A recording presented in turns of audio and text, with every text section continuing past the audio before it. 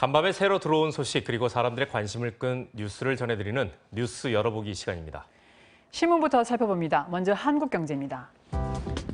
요즘 비행기 마일리지를 얻기가 쉬워졌습니다. 코로나19 사태로 항공편이 줄어들었지만 반대로 마일리지를 뿌리는 이벤트는 크게 늘어난 건데요. 대한항공은 올해 들어 총 8번의 마일리지 이벤트를 열었습니다. 대한항공과 손잡은 신용카드를 신청하면 결제할 때 대한항공 마일리지를 지급해주는 겁니다. 카드 회사가 항공사로부터 마일리지를 사오기 때문에 소비자가 신용카드를 통해 마일리지를 적립하면 수익은 모두 항공사에 돌아갑니다. 코로나19 사태가 계속되면서 힘들어진 항공사들이 마일리지 판매로 현금 유입 통로를 최대한 많이 만들려는 것으로 보인다고 합니다.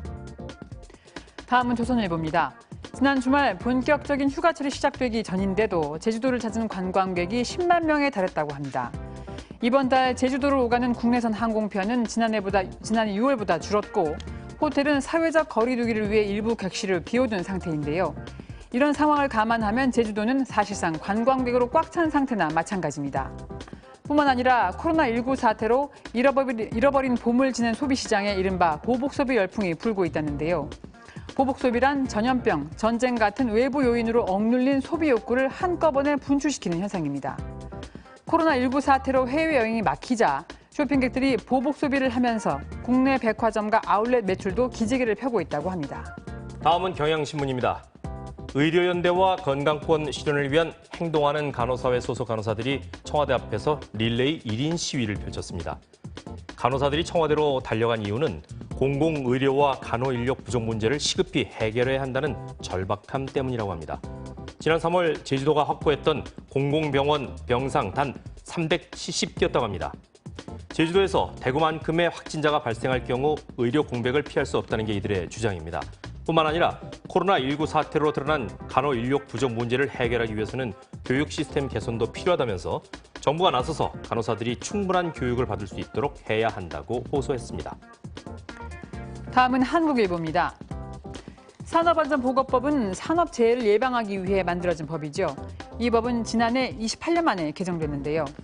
법 개정 뒤 대법원 양형위원회가 산업재해가 발생할 경우 사업주의 처벌을 강화하는 법안을 추진 중이라고 합니다. 개정된 산업안전보건법은 안전보건 조치를 하지 않아 노동자를 숨지게 한 사업주를 가중 처벌하는 내용이지만 양형 기준은 법 개정 전인 2016년에 만들어져 바뀐 법의 내용을 전혀 반영하지 못한다고 합니다. 양형위원회는 근로 환경과 안전체계 구축에 대한 사회적 관심이 높아지고 있는 점을 고려해서 양형 기준을 바꾸겠다고 밝혔습니다. 끝으로 뉴스원입니다. 7월부터 인터넷과 멀티미디어 결합 상품 가입 회사를 바꾸면 기존 가입 회사 서비스는 자동으로 해지됩니다. 그동안은 A 이동통신사에 가입했다가 B 통신사로 번호를 옮길 경우 A 통신사의 서비스 해지 사실을 알려야 했는데요. 이제는 B 이동통신사에서 휴대폰을 개통하는 순간 A 통신사의 서비스가 자동으로 끊어지는 겁니다.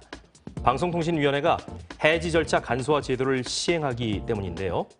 방송통신위원회는 가입 통신사를 바꿀 때 이러한 피해 사례가 줄어들지 않고 있기 때문에 해지 절차 개선을 통해 이용자들의 피해를 줄이고 사업자 간 공정한 경쟁을 유도하겠다고 밝혔습니다. 지금까지 뉴스 열어보기였습니다.